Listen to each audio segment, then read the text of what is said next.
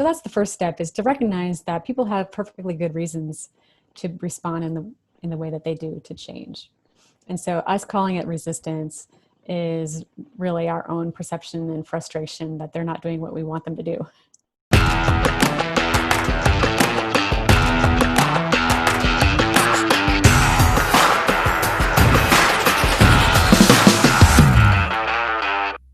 Hello, everybody, and welcome to the New England Lean Podcast. I'm Paul Critchley.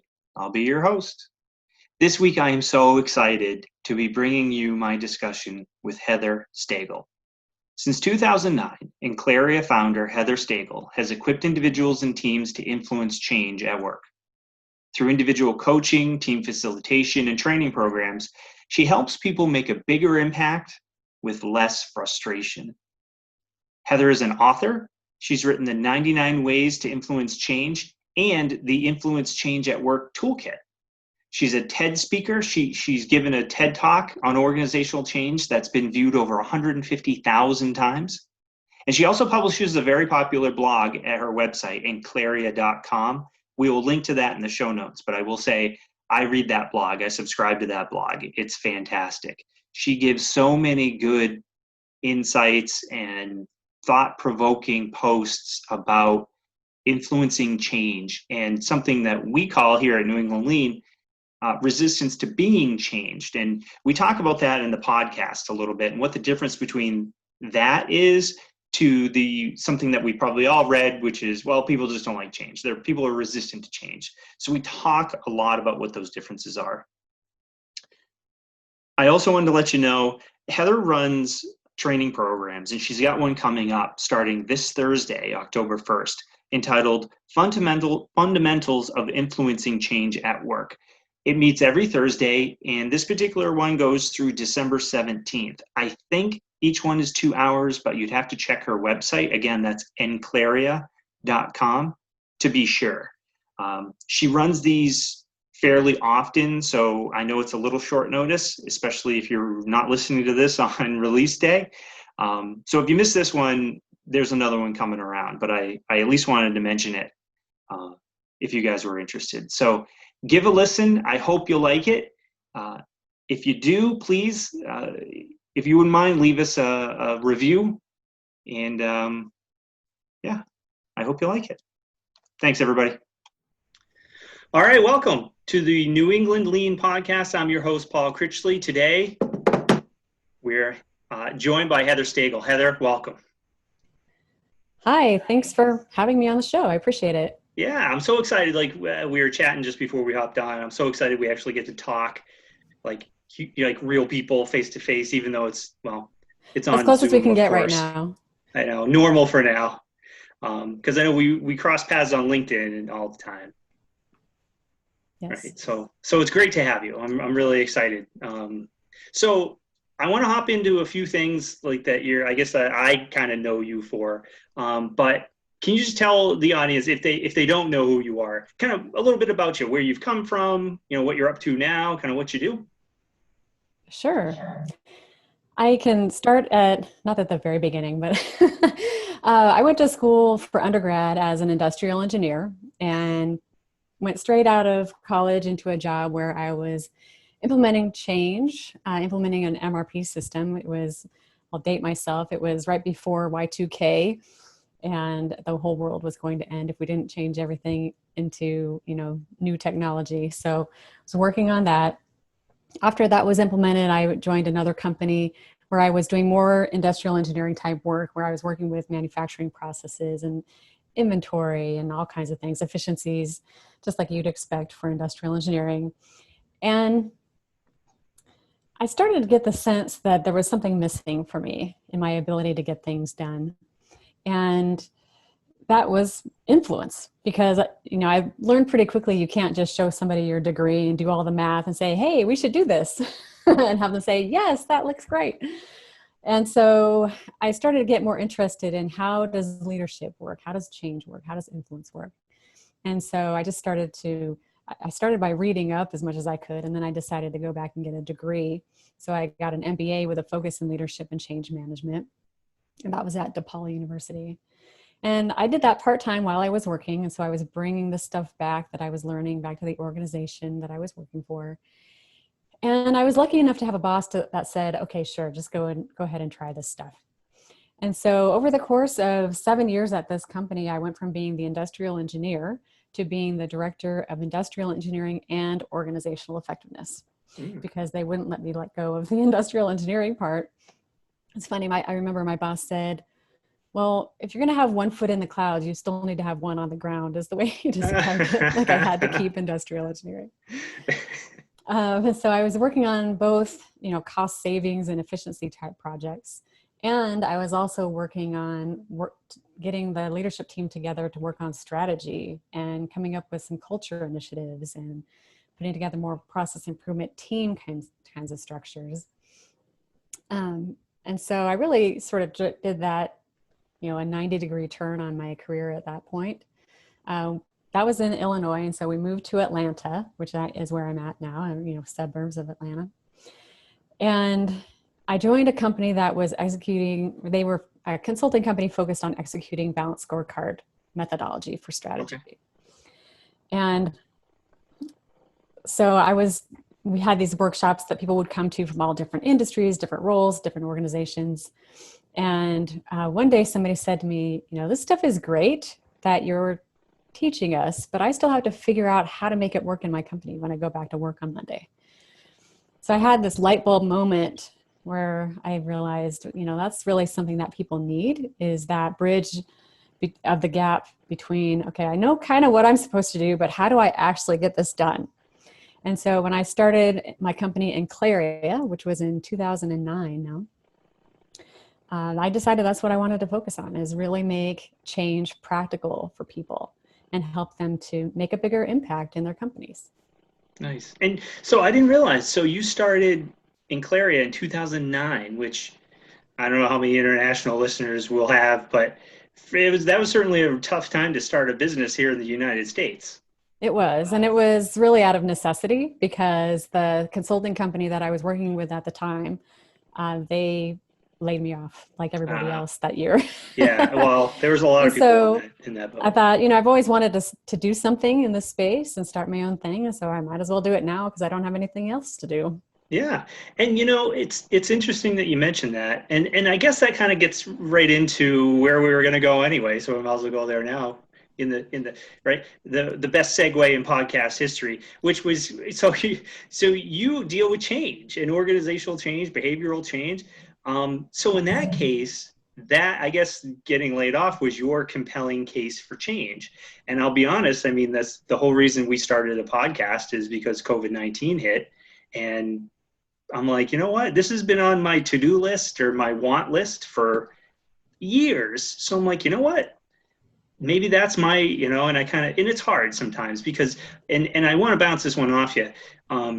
We like to say that people resist being changed versus people resist change. Right. But in cases like yours, or even that we're all in now with COVID-19, we didn't have a choice. The change was thrust upon us. And it's very interesting to me to see the different reactions that people will have to that. Some people, I hate to even use the term, but air quotes, rise to the occasion and they embrace it. Other people, ask a lot of why me? Why did this happen? And, so what do you think? How do you think when you engage with whether with a person or an organization who are undertaking some change initiative, how do you couch that with them? How do you coach them to approach these things? Well, my approach if we're talking about resistance, especially like people pushing back against change or, having other kinds of reactions, like you said, it's not always pushing back. Sometimes it's avoidance or laying low. Sometimes it's, not showing up for meetings or just calling in sick. People have a lot of different ways that they show that they don't like something or, respond in a way that is maybe not so helpful. And so when people are doing that, usually whether I'm coaching an individual or if I'm working with a project team that is trying to implement a change, I always think of resistance as really in the eye of the beholder. So if you're the one who is trying to influence someone, try to implement a change, and you feel like someone is resisting, that's your perception. Because to the person who is going through this, experiencing change and not doing well with it in some way, their reaction is perfectly normal to them. It's perfectly, expected. They say, of course I'm not feeling good about this because of X in their minds. They might not say that to you, but. And if you think of it, when you are going through change, just like with COVID or any other changes that are happening, like you said, people respond in different ways. And it's not just everyone else, it's ourselves too that are reacting to change. So that's the first step, is to recognize that people have perfectly good reasons to respond in the way that they do to change. And so us calling it resistance is really our own perception and frustration that they're not doing what we want them to do. Oh, that's interesting. I never really thought of it that way. I think you're right. So I think it's almost unfair for us to say you're resisting, because they may not be. It just may be their way of processing it. Exactly. And then there's usually some kind of underlying reason why they're resisting. And Mm-hmm. part of the challenge with us when we're trying to implement change is that we tend to try to address the behavior that we're seeing that's frustrating us. So if someone just keeps procrastinating, they promise to get things done and they're never getting them done, we might nag them, trying to nag them into, or, get their boss involved, Mm-hmm. or, whatever we try to do. Or if they're pushing back and coming up with arguments about why it's not going to work, then we try to build our own argument so that it's stronger. Those are the kinds of things we tend to try to do. But the problem is that, if you think about it, when people do that to you, you're like, hold on, I'm just going to dig in my heels even more because I don't like what you're doing now. Right. You giving me more, and it's funny because, well, I'm a mechanical engineer, but I spent most of my career on shop floors. So I'm sort of like an industrial engineer. I think you and I probably think a lot alike. And it Yeah. was funny as you were telling the story of, I'm like, about data. I'm like, check. I've done exactly that. I've gone back to my desk and I have a project that my boss gave me, and I'm like shuffling my papers around, and I'm right. And I have all this data. Like we engineers are, we're great at slicing and dicing and analyzing. So I did all this stuff, and I go down to the floor. I'm like, guys, look what I did. This is going to be great. And aren't you excited? And they're all looking at me like, what is your name again? You just started here like 2 weeks ago. And like, I thought you were a temp, and it was like, Right. wow, it was eye opening. And I was a much younger person back then. So at least I like to think I'm smarter now about, hey, maybe the first thing, like in lean terms, we call it going to the Gamba. So now, usually the first thing I'll do is actually go talk to, what concept. I actually go talk to people who are doing the work, and I talk to them. And a lot of times, 6 or 7 times out of 10, how I thought and how the management team thought the process worked isn't exactly how it actually works, right? So it is interesting that here we're almost, well, knock on wood, we're almost through 2020, right? Hopefully the murder hornets don't show up. Right? Let's see what else the year brings. But it's interesting that we're so far into where we are, yet we still continue to struggle with these types of things. Yeah. It's And it's so one more thing about resistance, because I think it's important to just go the next step in the conversation, which is, what do you do about it? And people, if we try to address the behaviors that people are showing us that tells us that maybe they're kind of resisting change, that's going to backfire on us. So what we really need to do is look underneath the hood, so to speak, and try to figure out, okay, what's actually going on for them? What is their experience? What's bugging them? What don't they like about it? How are they being impacted negatively? And usually we'll find something that we can do something about when we do that. So usually it's really a matter of 3 different things that is happening. It's either that the change is going to impact them negatively, and so you can't really expect them to like it. Maybe it's more work. Maybe it's going to affect their own job. Maybe it's going to affect jobs of people that they know and like, something like that. Or there's a fear involved. So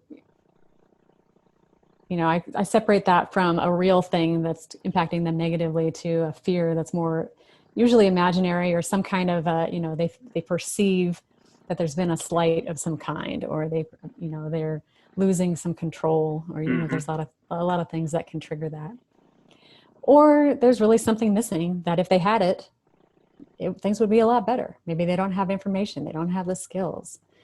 Maybe there's sort of a lack of trust, or maybe they don't have enough resources, not enough time to get things done. So if we can uncover that and figure out what's really going on, then there's something we can address, something that can help them move through the change instead of pushing back. Can you give us an example of something like that that you can share of, somebody that, seemed resistant at first, and then you looked under the hood and lo and behold, there was some right thing that only that person knew about, and finally, like, you could address it or help the team address it? Sure. The one that comes to mind is a story that I tell in my Fundamentals of Influencing Change at Work class, about how I was actually this was something that happened to someone else, but it's such a compelling story. I have to share it. So I was talking once with someone who was a program manager who had a monthly meeting that he needed a ton of different people to show up to. And in our conversation, he would just complain about how there's one person, she never came to his meeting. She just never showed up. And he was getting really frustrated with her. And so I said, well, have you ever asked her why she doesn't show up? Well, no. And so I coached him a little bit about how to have that conversation in a non-threatening way.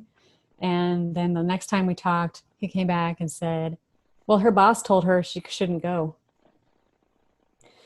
So it was her boss who was the one who was saying, this isn't important enough. You shouldn't be spending your time on this project. But he was mad at the wrong person, right? Hmm. So she didn't really have the power to be, part of this change that he thought was so important for her to attend. And so then the issue is, okay, what do you do about the boss? And Hmm. so then you have to start working on politics. You have to start getting, higher ups involved usually to have the conversation with their peers, depending on the culture of the organization. But that's an example of, really thinking that it was one person who was resisting change when it was totally out of their control. Right. And isn't it interesting that, again, right? It's like, did you ask her? Oh, no. Right. Dude, I didn't even think of that. It's like, So simple. And of course, you don't want to accuse someone of resisting change because that's probably not going to go well. They're right, just going to get defensive. sure. And so you want to make sure that you're genuinely intrigued, just saying, hey, I noticed that you haven't been coming to these meetings. It's really important actually that you do, because that way you can share your contribution. What's going on? Hmm. Just casually ask the Right. question. And so I'll share a story that I tell sometimes. In one of my previous jobs, I was the facilities manager on top of engineering manager. So that means I had the maintenance department under me. And one of the maintenance guys all of a sudden was getting to work late. And it wasn't by much. It was 5 or 10 minutes, but it was one of those things where every Monday I'd get the punch in, punch out report, and I had to go through and go talk to so and so. Hey, you were late from lunch on Tuesday last week. Don't let it happen again. That kind of stuff. But I'm seeing this pattern, and so I go to the supervisor, his supervisor, which reported to me, and I'm like, hey, you got to go talk to so and so. He's like, okay, I'll talk to him. So another week goes by, same thing. Hey, did you talk to so and so? Yep, talk to him. I said, well, he's still showing up late. Third week, same thing. Well, short version of the story, as it turns out, basically, so his supervisor wasn't a great communicator. So basically, he just said, hey, don't show up late for work anymore, okay, in the morning, because Paul's on me about it. Okay, boss, and that was essentially about it. What was actually going on was, now, mind you, this is February in Connecticut. So, and these guys started at like 5:30, 6 o'clock in the morning. Well, February in Connecticut is very cold and very dark at that time of day. What had happened was his car had broken down, and he was relatively new to town. He didn't really know a lot of people, and he was too embarrassed to say anything to anybody.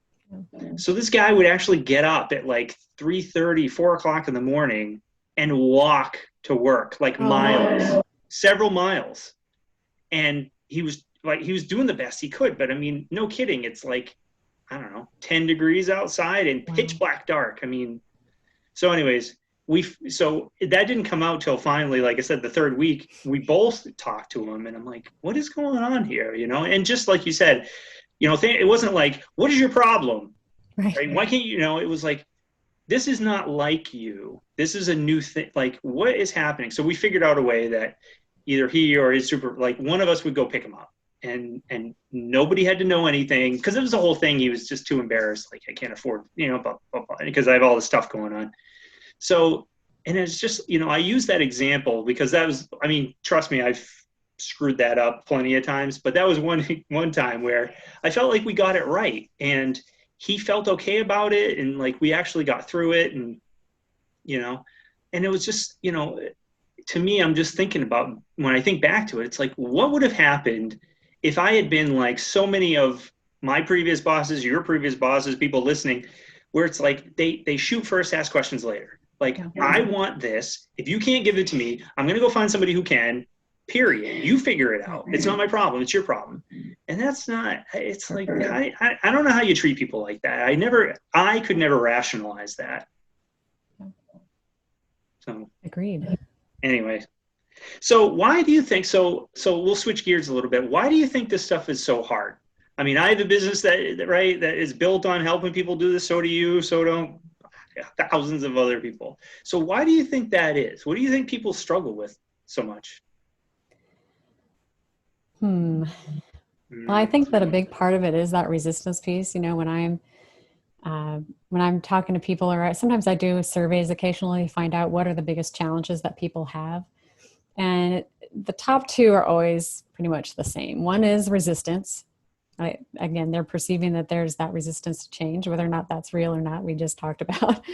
But the other one is leadership, where you've got leaders in the organization that aren't really doing what they need to do in order to lead the change at all levels. So not just, executive leadership. I'm talking about even those supervisors on the floor who really aren't communicating. They're not role modeling. They're not holding people accountable and following up and, all the things that we really need leaders to do.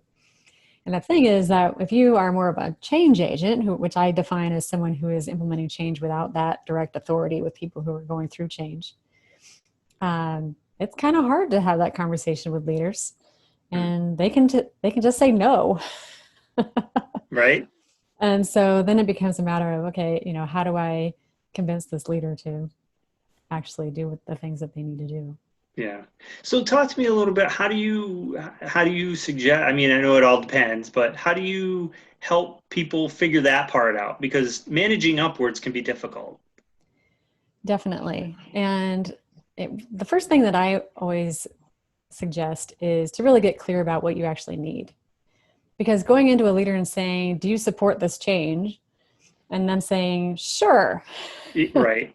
Or even an emphatic, yes, of course I do. That still isn't really helping, right? So you need to get clear about what you really need them to do. And different leaders, depending on their role, you might need them to do different things. And so if you get clear about what are the things that you need them to communicate and who do they need to communicate with, how often do they need to do that, and making sure that they actually have what they need to do that well. And then all the other things that we need leaders to do. They need to make decisions that actually support the change instead of send mixed messages about it, things like that. Right. Like telling an employee, don't go to this meeting because it's not important. Yeah. So, get really clear about what is it that you really need them to do, because that's the first step in asking for what that is. And then have a conversation that's not just, giving them a bullet point list of here's what I need you to do, but actually going through and saying, if we're expecting your team to do these things, we need them to come to training. We need them to be actively speaking up, asking questions, all the things that we need people who are going through change to do. If we need your employees to do this, then these are some of the things that would be really helpful for you to do to make sure that they do that well. and then have that conversation to say, which of these do you feel comfortable with? What do you need help with? How can I help you be successful at this? And design it in a way that they come out of it feeling like part of it was their idea. Mm-hmm. Because we know that leaders, because they have that authority, they want to make decisions, they want to be in charge a lot of times. And so, if you give that to them a little bit, that can help to get them to own it. Right. Yeah. And right. Yeah. I mean, that sort of makes sense, right? I mean, we all kind of want to be masters of our own universes. Definitely. And certainly, in management, I'm trying to, I'm thinking back to I've worked for big companies and small, and I think that's pretty common. I mean, people are managers presumably because they want to be, and they want that, right? That span of control and all that fun stuff. But hopefully at the same time, they believe in servant leadership, and right. So to your point, that clarity of communication, like, here's what I need, here's what the team needs, here's what I need you to do. What do you think? Let's talk about it, right? Hear your ideas, more collaborative, right? Yeah. Well, I would add then also get that agreement to follow up afterwards, saying, is it okay for me to come back to you if I feel like, if I see that maybe you're sending mixed messages or we're not getting enough attention from you, is it okay if I come back to you and we can have that conversation, or, get that agreement that you can give feedback later. Right. So then it's easier to do that. Which is I think a very important piece that I don't know if you'll agree. I'll ask you if you will agree after I say it. I wonder how often that happens. Right. So do people do that a lot? Do they have relationships that are good enough, built on trust and respect, that they can have those conversations? Or do you think is that where typically change initiatives kind of fail? Well, I think that, yeah, it depends, right? That's always the answer, but it depends on the different relationships you have with people. So there's some people that it's easier to come back and say, hey, Joe, you should do this next time, and other people that is more like walking on eggshells, right? So I think if you remember to take that final step in the conversation to think about next time, then it can go a long way. Even if it's not somebody that you have the best relationship with, if they agree that you can come back and say, give them feedback, then, they said it, and you can start the next conversation as, hey, remember when you said that I could come back to you with feedback? Right. Let me just tell you a little bit about what I'm seeing or what Yeah. I'm hearing, Yeah. Gotcha.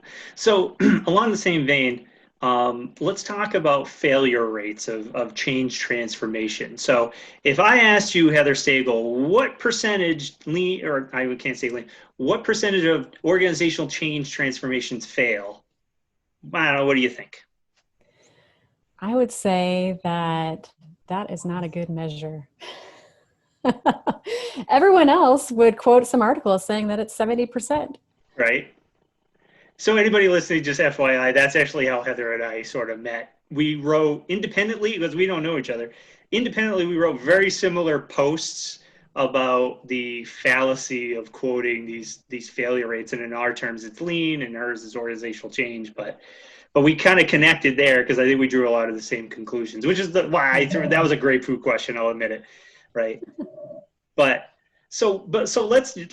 let's pick at that a little bit. Why do you think there's so much of that? And I'll pick on LinkedIn, right? That's our professional, right, social media. Why do you think there's so many articles out there that say 70%, 95%, somewhere in between, or is it, change transformations fail? People just don't like change. And if you don't do these, it's my 5 key tips on how to implement change. But if you don't do all this stuff, you have an 80%, whatever percent failure rate. Why do you think that's so prevalent? It gets attention, plain and simple. It's a way of selling whatever you're about to say. Right. Or whatever you're about to sell in a lot of cases. Yeah. So you'll see people say, it's a well-known fact that 70% of change initiatives fail. So many articles start that way. But it's funny, they never actually say, and if you do these things, it'll be more like 50. Yeah. Or it'll be more like 30, or, they never have the antidote with an actual statistic of how well it works. That's one red flag that actually this number is totally fabricated. Right. And I think as it probably, well, again, I'll project a little bit. As engineers, we probably had this, that similar reaction to, industry experts agree that blah, blah, blah, blah, blah, blah. It's like, wait, time out. Where citations, please? And I actually, for a little while, I would do that. I trolled people on LinkedIn, and I'm like, where'd you get that number? And then like, well, it's my experience. Some people are like, oh, I saw it on so and so or whatever, right? And you dog that down, and it goes nowhere. Or other people will be like, well, it's my experience of, 30 years. I've seen thousands of companies and da da da. It's like, really though, really have you?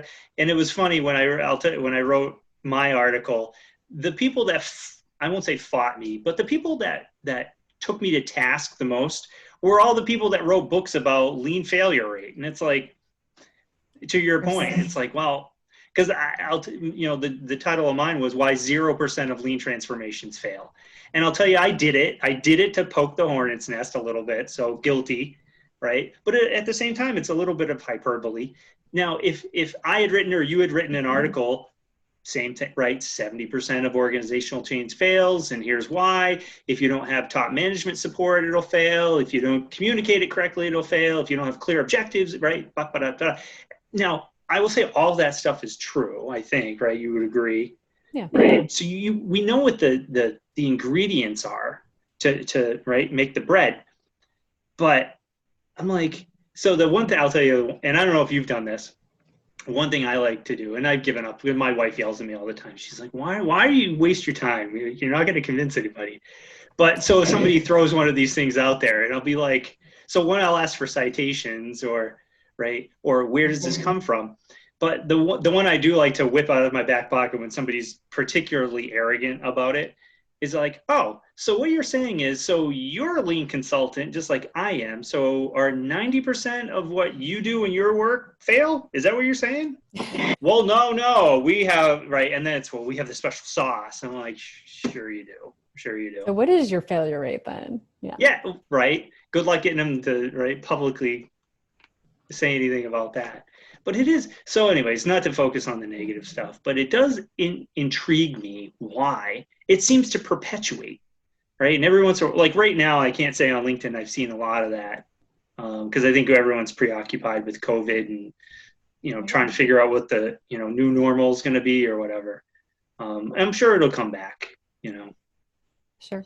We'll just keep having to try to convince people one at a time. I guess so, right? I think we're fighting the good fight. I refuse to give in. Although I did, admittedly, it was interesting. I don't know if you did. Did you get any hate mail from when you posted your article? I don't think so. There's not any that stand out. No. I had a couple posts on, and hey, I'm not saying I'm the expert. I don't even use that term. I don't think there necessarily is such a thing. But at the same time, I'm like, hey, I said right in my post, I'm like, hey, I'm giving you something different to think about other than the same old stuff, right? And in my case, I'm like, listen, lean is continuous improvement. So if it's continuous, by definition, you're never done. And if you're never done, then how can you fail? Now, certainly you can, if we have a Kaizen or an organizational change, right? Say somebody puts a team together, Heather, we need you to help us get to 100% on-time delivery or whatever, right? So you go through all this stuff, the team gets it to 99.9%. Well, is that failure? Well, where'd you start from? Was it 40? I wouldn't consider that. So I'm not a big fan of, throw a BHAG out there, shoot for the stars. If you hit the moon, I'm still happy. I'm much more, right? It's much more about be clear, right? Like you said, and here's really what we need to do. Let's pull together. And I'm not going to use the F word if you don't get to 100%. 99.9, hey, I'll take it. Let's keep going. What else can we do? But I'm not going to come back on, after a week-long Kaizen event on a Friday afternoon and say, well, you didn't do what I needed you to do, so you failed. And of course, it matters how you contextualize the whole thing too. I mean, if you come down on folks that like you're dropping the hammer on them. That's much different than say, okay, well, we didn't get to where we needed to. What else can we do?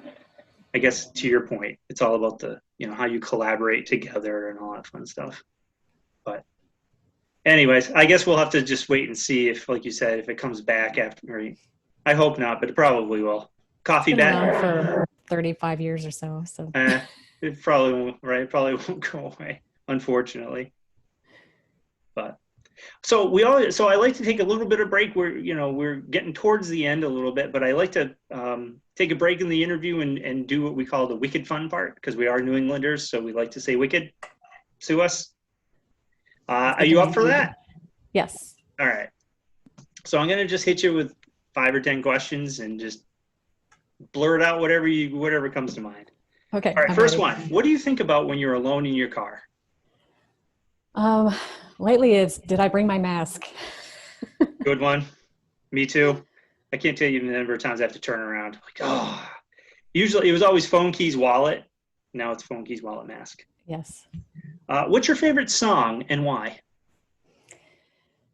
No, I don't know if I have a favorite song right now, but I do have some that are stuck in my head because my husband is a sound engineer, and so he works a lot on music.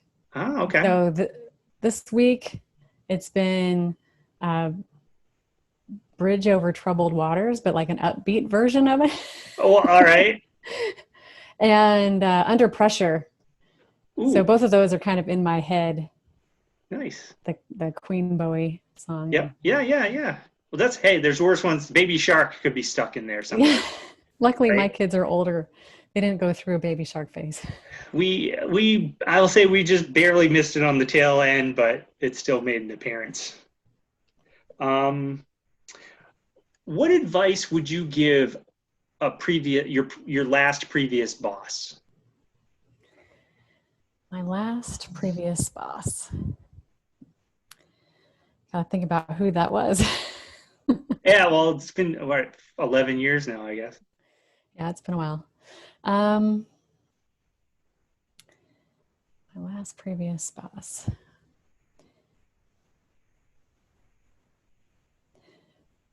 I would say put yourself in other people's shoes a little better. Okay. I don't know if I want to go into that. Nope. That's all you need to say. That's what I would say as a boss, Okay. that it's important to put yourself in other people's shoes. Okay, fair enough. Let's see. What's the funniest thing that's happened to you recently? Funniest thing. I don't know. Has anything funny happened to me? I feel like I've just been stuck in the house for months. Well, yeah, that's true. Good point. I can't really think of anything that's funny. That's pretty sad, actually. We'll come back to that one. You see if something pops in your head. I hope it Okay. does. How about what inspires you? What inspires me? People that want to make the world better. It's a noble That's effort. what I would say. And that's why I like the job that I have now, is because I get to tap into that and help other people do the things that they're meant to do. Yeah, honestly, me too. I mean, making more widgets more efficiently is fantastic. But it's the change in people's lives overall, that their work just becomes easier and they're not as stressed, right? And they can enjoy the time they're at work, which, let's face it, Monday through Friday, we're at work more than we are at home, but they can go home feeling that they accomplished something. That's the I don't know, the special, that's the core, I guess, of what drives us too. Drives me. That's my favorite part. What's one thing nobody knows about you until now? Until right now, I am an expert crocheter. For real? For real. In fact, if you look behind me, there's this baby Yoda Yeah. right there. I made him. Well done. That's cool. I learned to crochet when I was probably 8 or 9 years old. I had an aunt that taught me how, and I've been doing it ever since. Wow. That's cool. Stuff like that is great. We have a client in Vermont. It turns out the guy grows award-winning giant pumpkins. And I'm like, Who knew? Like, I asked him just randomly, I asked him that question one time, and he whips out all these pictures. I'm like, I mean, these things are half the size of my pickup truck. I'm like, oh my gosh. So, yeah, it's Everybody cool. has a thing. Yeah, everybody has a thing. When are you the happiest? Um, Probably snuggling on the couch with one of my kids. Yeah, me Like a too. rough day after school kind of thing, Yep, where we just need to be there. yep. That's me too. Turn the phone off and just get under the blanket and check out for a little while. Yeah. This will be a good one because your husband's an audio engineer. So Yeah. I stubbed my toe on this one just now. What sound or noise do you love? Well, the previous question just triggered this. It would have been like the sound of my kids' laughter. Yeah. Like that genuine, like deep throat, like Yeah, the belly laugh. like That's mine too. We have two daughters. They're 15 and 12 now. And between the two of them, they have different senses of humor, but I can see myself in both.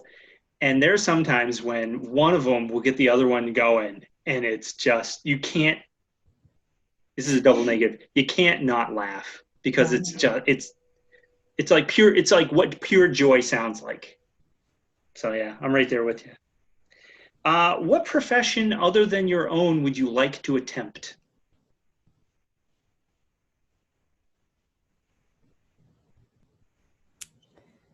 wow, would I like to attempt?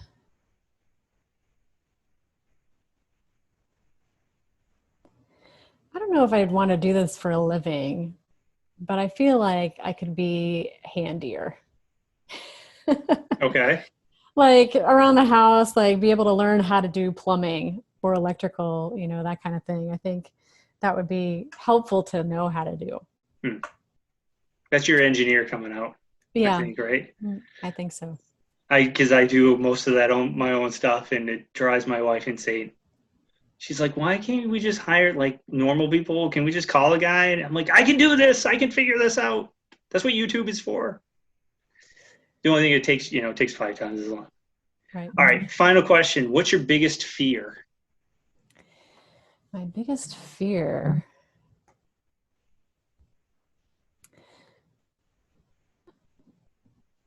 Right now, it might be that we're in this for the really long haul. Yeah, I'm hoping that's not the case. me too. Although I think that if it ends up that way, I'm kind of an optimistic person. I think that we'll figure out a way to live through it, Hmm. figuratively and metaphorically, or Right, figuratively and literally. Sorry. right. I knew it. Um, yeah, but if I were to answer that truthfully, it would be, um, like I've had nightmares before where I had to pick between one of my kids. I have two kids, and so I had like pick one of them to have something either good or bad happen to them. Like Yeah, that's the thing that would really yeah. that would break me. Me too. 100%. And it's interesting, like my wife and I were dating, and newly married. We didn't have kids. We'll go on walks around the neighborhood. We talk about this stuff, and it's interesting that it's changed so much because now I'm right there with you. Our biggest fears are all surrounding them, something bad happening to them, or they're like our oldest is in high school, and it's all of the high school stuff. It's like reliving high school, and it's like I've Yeah. forgotten what a pain some of this stuff was. It's like, oh geez. And it's worse. Like, I think it's worse like when you and I are in high school, we didn't have phones in our pockets and social media, and it's just like, so it's constantly in your face all the time, and I hate it for that reason. There's other stuff that I think it's good for. But anyways, so all right. So thank you. So we're gonna wrap up. So is there anything I didn't ask you, or actually, I'm sorry. I forgot to mention. I saw your TED Talk on YouTube, which we'll link to in the show notes, by the way. So Great. if anybody's interested, you can check it out. So that's wicked cool. Well, that's wicked cool. That's something I've always wanted to try, and I just haven't gotten to it yet. So congratulations. Thanks. It was What fun. was that like? Nerve-wracking. Yeah. but exciting. I was really proud to have done it. It's been 5 years now since I did that. It was the TEDx at Georgia State University here in Atlanta on the topic of how to deal with resistance to change. So there's a little more information there for people. Cool. Yeah, it was neat. And like I said, I'll link to it in the show notes so people can check that out. But so back to the original final question, is there anything that I didn't bring up or ask you that you think people might want to hear, or you think that people should hear about resistance to change? I would just sort of tie a bow on it as it's so much worse in our minds than it is in real life. And so, we've got to stop having conversations in our heads that only stay there, and start talking to people and figure out what's going on and help them with the challenges that they've got. I think that's I might steal that one. Help them with the challenges that they have. Yeah. And I mean, you do that, and that's right. I mean, that's it. That's the key, I think, or one of them anyways. Yeah. Take away the obstacles, and there's nowhere else for them to go but forward. Right. Nice. Well, that's a great place to end. Heather, thank you again so much. If people want to follow you, find you, where can they do that? The best place to start is on the website, and that is inclaria.com. Okay. And a good place to go there is a page called Change Academy. You can find that in the top menu. And that will have a list of a number of different resources for you, including a free course that I offer on 5 drivers of change. Nice. And I think you mentioned you have a course. No, you do a lot of courses, like coaching courses, right? And of course, right, you probably do like we do virtually now, I would imagine. Yes. And your next one, what, October? Yeah, the next one is starting October 1st. It's called Fundamentals of Influencing Change at Work. And it's a very in-depth class where you bring a project, you're going to work on it, apply all the principles on your project in class. And so it's actually 11 sessions. So it's over 11 weeks, 2 hours a week. And by the end of the class, you'll have just tons of things that you can do to implement the change that you're working on.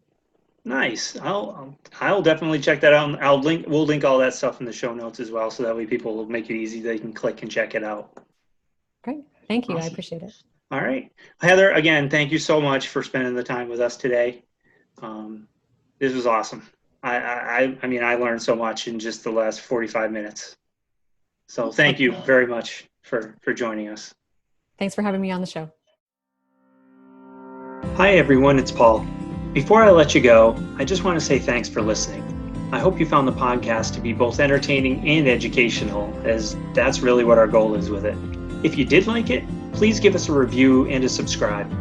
The more folks who do this, the more the algorithms like us, so the more people will be able to find us. I also want to give special shout outs to Emma Critchley for her video and audio editing abilities, which quite frankly are way beyond mine, as well as Jeremy Grant and the team at the Timber Cross for their creative genius. I appreciate you all. I invite you to connect with us as well. We're all over social media, Instagram, LinkedIn, Twitter, Facebook, so we should be pretty easy to find. We share a lot of content that is much like what we talk about on the podcast, so it may be of interest to give us a follow. You can also find us online at newenglandlean.com. That's our website, and it outlines all the services we provide, things we do, customer testimonials, case studies, white papers, as well as being our main conduit for story sharing about all things that are lean, quality, and culture change focused. So check us out there as well. Finally, if you have any thoughts about the podcast, things you'd like us to discuss, things you'd like us to change, or if you want to be a guest or know somebody who would be, please email us at podcast@newenglandlean.com. We're always trying to improve and welcome any feedback. Thanks again for listening. Until next time, make it a wonderful week.